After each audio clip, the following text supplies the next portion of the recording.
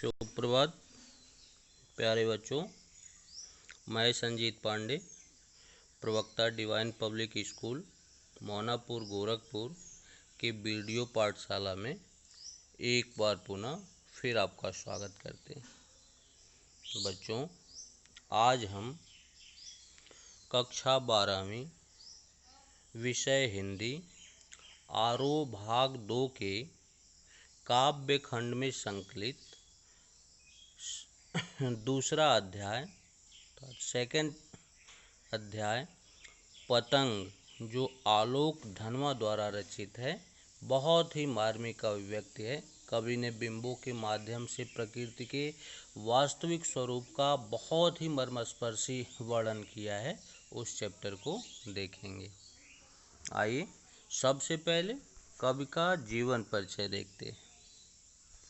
तो आपका जन्म अर्थात आलोक धनवा का जन्म सन 1948 ईस्वी मुंगेर बिहार में हुआ था।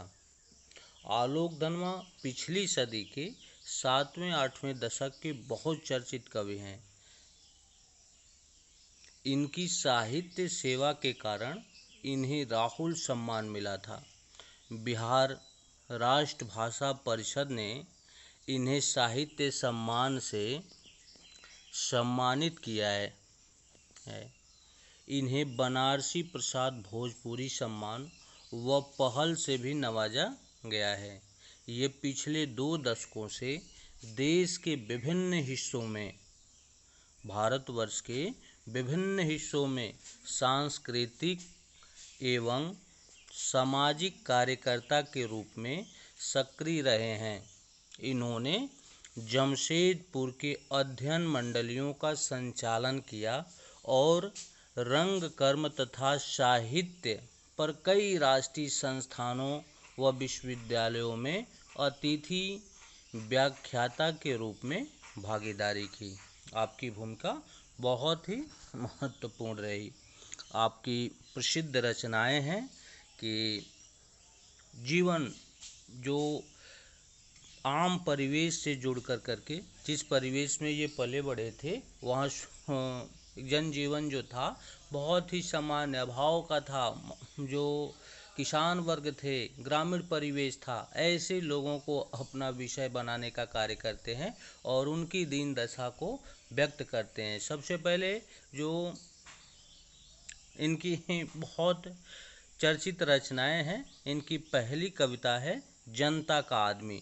ये अपना शीर्षक भी उन्हीं के बीच से चुनते हैं। पहली कविता अपनी लेते हैं जनता का आदमी, जो सन 1972 में प्रकाशित हुई। उसके बाद भागी हुई लड़कियां, ब्रूनो की बेटियां कविताएं इनकी बहुत ही प्रसिद्धि, इन कविताओं से इनको बहुत ख्याति मिली कि इस अर्थात आलोक धनवा नाम का कोई कवि है, आम जन में भी प्रचलित होने लगे और जन जन की अर्थात हर एक लोगों की वाणी होने लगी। लोग चलते, राह चलते, बात करते, इधर उधर, जब भी कोई अपने आप को एकांत में पाता तो इनकी पंक्तियों को गुनगुनाने लगा। ऐसा लोगों पर असर देखने को मिला। इनकी एक कविता सन 1998 में प्रकाशित हुई, दुनिया रोज बनती है। बहुत इम्पोर्टेंट कविता है। 1998 में इन्होंने प्रकाशित कराया था। एकमात्र संग्रह है कि दुनिया रोज बनती है शीर्षक से प्रकाशित हुआ।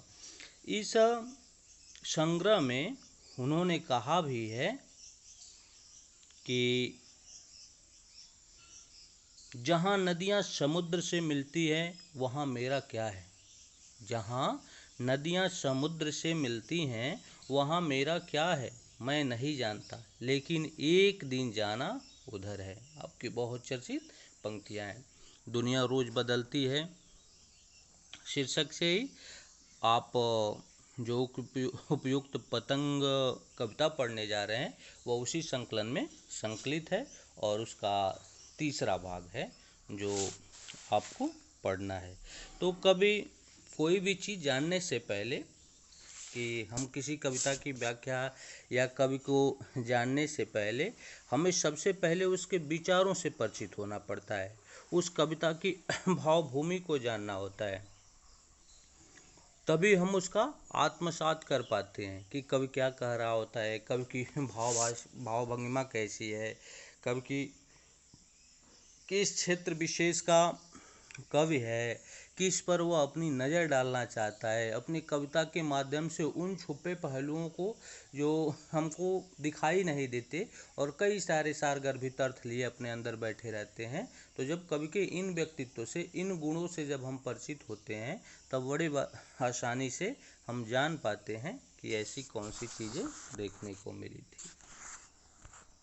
1972-73 में प्रकाशित इनकी आरंभिक कविताएं हिंदी के अनेक काव्य प्रेमियों में अपार लोकप्रियता अर्जित की। हर एक जो काव्य प्रेमी उस परिवेश के थे, उनको ये सारी चीज़ें ज़बानी याद हुआ करती थी। आलोचकों का, अर्थात बड़े बड़े लेखकों, बड़े बड़े आलोचकों का तो मानना है कि उनकी कविताओं ने हिंदी कवियों और कविताओं को कितना प्रभावित किया, इसका मूल्यांकन अभी ठीक से नहीं हुआ। अर्थात उस परिवेश के जो कविगण थे, जो आलोचक वर्ग थे, उन्होंने व्याख्या करते हुए कहा, इनको जानने, इनको समझने, इनकी रचनाओं को देखने के बाद उन्होंने कहा कि उस परिवेश के जो कवि हैं, वो कवि इनसे बहुत ज़्यादा प्रभावित हुए, उनकी लेखन शैली का माध्यम ही बदल गया। इस तरह की प्रेरणा इनकी लेखन से और इनके काव्य से उनको मिली। आलोक धनवा कभी थोक के भाव में बहुत ज़्यादा रचना नहीं करते हैं, बहुत कम रचनाओं से ही और बहुत अत्यधिक ख्याति पाने का कार्य करते हैं। आप एक सामाजिक कार्यकर्ता के रूप में भी सक्रिय रहे हैं। उन्होंने उक्त में मैंने कई सारे नामकरण लिया कि जमशेदपुर में अध्ययन मंडलियों में और कई सारे विश्वविद्यालयों में अतिथि के रूप में कार्य किए। तो एक अच्छे कुशल सामाजिक कार्यकर्ता भी आप रहे हैं। आइए इनकी पाठ्य पुस्तक, अर्थात जो आपको दुनिया रोज़ बदलती है काव्य संग्रह में, इस काव्य संग्रह से जो आपको पढ़ना है पतंग कविता, उस पतंग कविता की भावभूमि क्या है ये देखने का कार्य करते हैं। तो कहते हैं कि ये एक उनका मात्र एक संकलन का हिस्सा है और ये एक लंबी कविता है। पतंग जो है वह एक लंबी कविता है जिसके तीसरे भाग को, जो तीसरा अंश है इनकी कविता का, उसको आपकी पाठ्य पुस्तक में शामिल किया गया है। पतंग के बहाने इस कविता में बाल सुलभ एवं उमंगों का सुंदर चित्रण है। अर्थात बाल सुलभ, जो बालकों की इच्छाएं होती हैं, नवजात शिशुओं की, जो छोटे बच्चे होते हैं, प्यारे होते हैं, कोमल होते हैं, उनकी जो इच्छाएं होती हैं, उनके जो क्रियाकलाप होते हैं, इसका बड़ी ही मनोरम और चित्रण कवि ने किया है।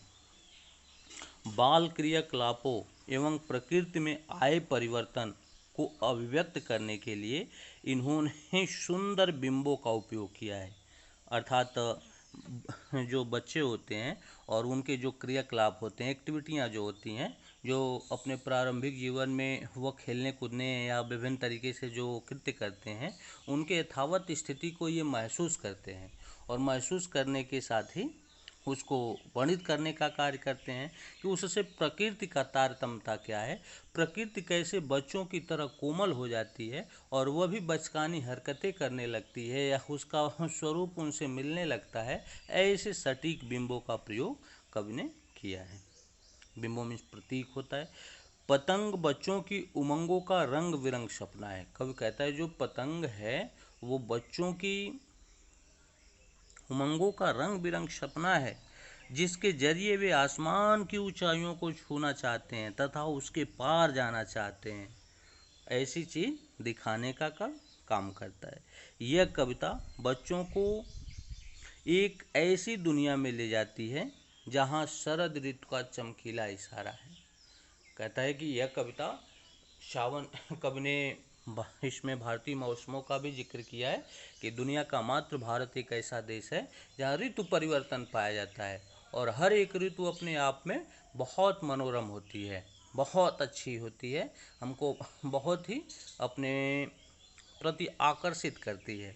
तो कहता है कि शरद मीन्स होता है जो नवंबर का महीना होता है, अक्टूबर नवंबर के जो महीने होते हैं और ठंडी का धीरे धीरे अभी पहला स्टेप, प्रारंभिक स्टेप होता है और उसमें जो मौसम का विभिन्न परिस्थितियों पर असर पड़ता है वो दिखाने का कार्य करता है। तो कहता है शरद ऋतु का चमकीला इशारा होता है अपनी तरफ, जहाँ तितलियों की रंगीन दुनिया है। कहता है भांत भांत की अनेक प्रकार की अनेक रंगों से सजती हुई तितलियां दिखाई देती हैं। दिशाओं के मृदंग बजते हैं। कहता है चारों दिशाओं में मृदंग में होता है एक तरह का वाद्य यंत्र, एक तरह का आवाज, एक तरह की ध्वनि। तो कहता है कि चारों तरफ से अर्थात हर एक दिशाओं के चारों तरफ से जो चार दिशाएं होती हैं उनसे मृदंग की आवाज, एक तरह की आवाज आती है। मृदंग बजते हैं। जहाँ छतों के खतरनाक कोने से गिरने का भय है तो दूसरी ओर भय पर विजय पाते जो गिरकर संभलते हैं। अर्थात कवि कहता है कि भादों उपयुक्त कविता का जो सार है, जो सारांश है, उसमें कवि कहता है कि भादों के बरसते मौसम के बाद शरद ऋतु का आगमन होता है। 22 से भादों खत्म होता है। अभी आपका जो परिवेश चल रहा होता है, अभी जो हमारे परिवेश में ये मौसम चल रहा होता है, ये आषाढ़ सावन भादो ऐसे कर करके और भारतीय परंपराओं में ऋतुओं का वर्णन किया गया है। तो कहता है कि आषाढ़ के बाद सावन फिर भादो का आगमन होता है और भादो के बाद की वर्षा समाप्त हो जाती है और शरद ऋतु का आगमन होता है। इस मौसम में चमकीली धूप बहुत आकर्षित, बहुत ही मनोरम होती है। इस मौसम में चमकीली धूप थी तथा उमंग का माहौल था। बड़े उल्लासित बच्चे, बड़े हर्षोल्लासित बच्चों के मन पर एक विशेष तरह की भावभंगिमा देखने को मिलती है। बच्चे पतंग उड़ाने के लिए इकट्ठे हो गए हैं। कहता है कि मौसम की कोमलता को देख करके और इतना सुंदर वातावरण देख करके सारे बच्चे जो है वो मौसम को देख करके और उसके विभिन्न जो चित्रपटल है उसको देख करके उसकी तरफ आकर्षित हो गए हैं और पतंग उड़ाने के लिए इकट्ठे हो गए हैं। मौसम साफ हो गया है तथा आकाश एकदम मुलायम हो गया है। बच्चे पतंग उड़ाने लगे तथा सीटियां व किलकारियां मारने लगे। कहता है जैसे उनकी पतंग आसमान की ऊंचाइयों में जाती है तब वो विभिन्न तरह से सीटियां मारते हैं, विभिन्न तरह से किलकारियां मारते हैं और साथ ही साथ बच्चे भागते हुए ऐसे लगते हैं कि मानो उनके शरीर में कपास लगे हों। कपास मीन्स एक तरह का वो रुई का फुहा कर सकते हैं या फिर जैसे एकदम मुलायम इस तरीके की चीज़ें। उनके कोमल नरम शरीर पर चोट व खरोच अधिक असर नहीं डालती है। अर्थात उनकी जो शरीर होती है, बॉडी होती है, उस पर जो विभिन्न तरह से भागते समय चोटें खरोचें आती हैं, इसका जरा सा भी वो असर अपने ऊपर नहीं पड़ने देते हैं। उनके पैरों में बेचैनी होती है जिसके कारण वे सारी धरती को नापना चाहते हैं। कहता है पैरों में इतनी बेचैनी होती है कि एक छोर से दूसरे छोर तक की धरती को नाप लेना चाहते हैं। कभी कहता है फिर कि पाठ के सारांश में कि कभी कभी वे छतों के खतरनाक किनारों से भी बच जाते हैं। इसके बाद उनमें अदम्य साहस, आत्मविश्वास इतना बढ़ जाता है जिसकी कोई सीमा नहीं रहती है।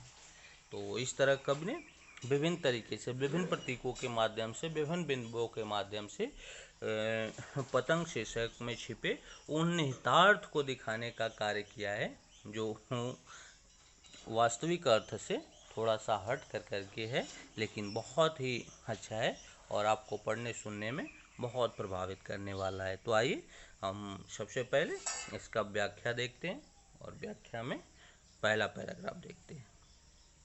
तो कब कहता है कि सबसे तेज बौछारें गई, भादो गया सवेरा हुआ, खरगोश की आंखों जैसा लाल सवेरा। कब कहता है कि बरसात के मौसम में जो तेज बौछारें पड़ती हैं, बरसात कहता है सबसे तेज बौछारें गई, भादो गया सवेरा हुआ।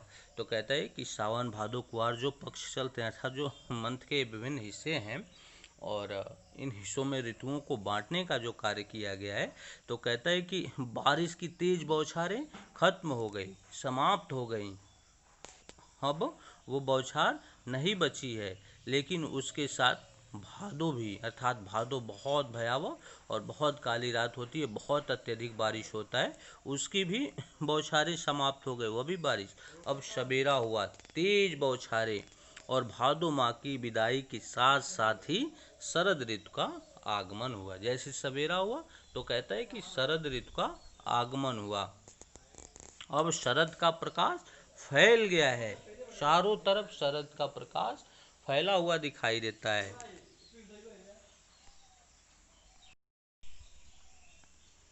तो कहता है कि अब शरद का प्रकाश फैल गया है। इस समय खरगोश की आंखों जैसा लाल सवेरा। कहता है सवेरे उगने वाले सूरज में कि जो सुबह प्रातः काल की जो लालिमा होती है, जो सूर्योदय होता है, उस समय का जो दृश्य होता है, वह खरगोश प्राकृतिक दृश्यों की तरफ ले जाता है। और कहता है कि खरगोश जितना नाजुक, जितना कोमल होता है, जितना आकर्षित होता है, उसको देखते ही जैसे हमारी इच्छाएं होती है कि हम उसको छू लें, पकड़ लें, गोदी में ले लें, कहता है वैसे, अर्थात जो जिसमें सूर्य जितनी इतनी तेज होता है, इतनी गर्मी होती है, इतना उष्मा होता है, वो प्रातःकाल इतना कोमल होता है कि हर एक लोगों की इच्छा होती है कि हम उसको पकड़ लें, हम उसको ले लें। खरगोश की आंखों जैसी लालिमा होती है। फिर कहता है कि शरद आया फूलों को पार करते हुए। कवि शरद का मानवीकरण करता है। मानवीकरण मीन्स होता है कि वास्तविक जगत में उसकी तुलना करना होता है, कि एक रियलाइजेशन कर देना होता है, किसी चीज़ से उसका तुलना कर देना होता है। तो कवि शरद का मानवीकरण करता है। शरद ऋतु है जो बारिश के बाद आने का कार्य करती है, ठंडी की पहली शुरुआती ऋतु है। और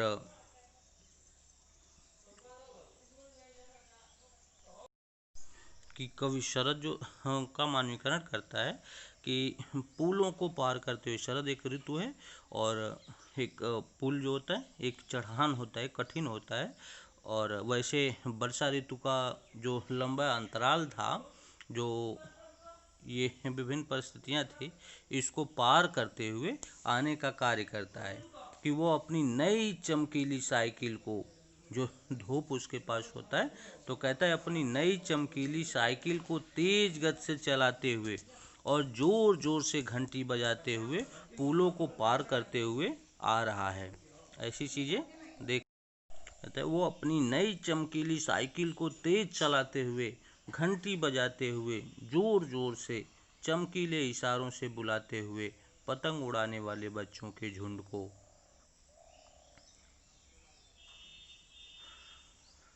कहते हैं कि वो अपनी चमकीले इशारों से पतंग उड़ाने वाले बच्चों के झुंड को बुला रहा है। दूसरे शब्दों में कवि कहना चाहता है कि शरद ऋतु के आगमन से उत्साह है, उमंग है का एकदम माहौल, उत्साह और उमंग का चारों तरफ एक सा माहौल बन जाता है कि बच्चे बिना एकजुट हुए, बिना आए, बिना उसको हर्षोल्लास के साथ मनाए, अपने आप को रोक ही नहीं पाते।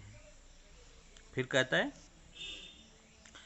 चमकीले आकाश को इतना मुलायम बनाते हुए कि फिर कि पतंग ऊपर उठ सके, दुनिया की सबसे हल्की और रंगीन चीज़ें उड़ सके, दुनिया का सबसे पतला कागज उड़ सके, बांस की सबसे पतली कमानी उड़ सके, कि शुरू हो सके सीटियों, किलकारियों और तितलियों की इतनी नाजुक दुनिया। कवि कहता है कि शरद ने आकाश को मुलायम कर दिया है। जो शरद ऋतु है उसमें आकाश की जो स्थिति है वह एकदम से चारों तरफ मुलायम सी प्रतीत होती है, ताकि पतंग ऊपर उड़ सके। इसलिए मुलायम किया है शरद ने आकाश को, इतना कोमल, इतना मुलायम इसलिए किया है कि इन बच्चों की पतंग ऊपर उड़ सके। वह ऐसा माहौल बनाता है कि दुनिया की सबसे हल्की और दुनिया की सबसे हल्की और रंगीन चीज़ उड़ सके, यानी बच्चे दुनिया के सबसे पतले कागज व बांस की सबसे पतली कमानी से बनी हुई पतंग को उड़ा सकें। इन पतंगों को उड़ता देखकर बच्चे सीटियाँ, किलकारियाँ मारने लगते हैं। इस ऋतु में रंग बिरंगी तितलियां भी दिखाई देने लगती हैं। चींटियां, किलकारियां और तितलियों की इतनी नाजुक दुनिया तितलियां दिखाई देने लगती हैं। बच्चे भी तितलियों की भांति कोमल व नाजुक